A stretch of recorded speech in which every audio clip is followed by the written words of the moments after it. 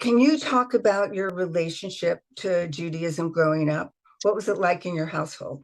So I am what people often call Jewish, like ISH in quotes. Hmm. Uh, the My mother was not Jewish. She is sort of from uh, Protestant, Episcopalian or something background, old Philadelphia family. Um, Lots of pathology, but no connection to Judaism that we can find.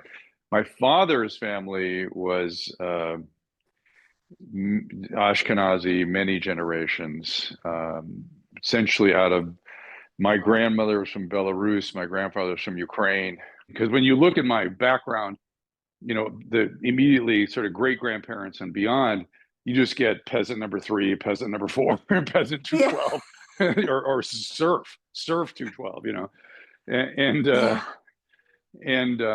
is Fiddler on the Roof, boy. I mean, that's who my family was, and they were part of the diaspora in the early 20th century, essentially anticipating the Holodomor, and came over here, did what many did was found sponsors. We went to Toronto first, had to still intending to come down here, ended up in Hartford, where they lost their first child, some sort of botched appendix, Oh, and then they moved to Chicago in the 20s.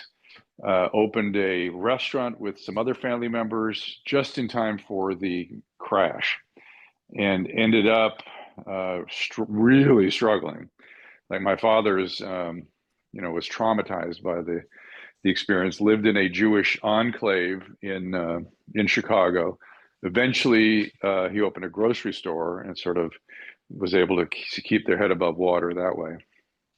and was there one person that you can think of in that part of the family that epitomized Yes, the, and can you name yes, them? yes. We had an Uncle Abe and an Aunt Leah, Yeah. and they were old country people.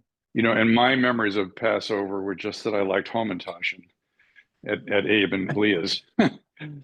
I never got the whole story from them, but my mother used to tell me that he would translate, I don't know if it was Yiddish or Russian, I think Russian, letters from those left behind in the Ukraine during the Soviet era. Oh, And he said she would always tell me that these letters were at first glorious, oh my God, the Soviet system is so wonderful. Wish you could be here. And then my mother was saying, I could tell they were being censored, or they knew they were being censored, because at the end of the letter about how glorious things were, they would add in, but if you could, we would love a refrigerator or a car.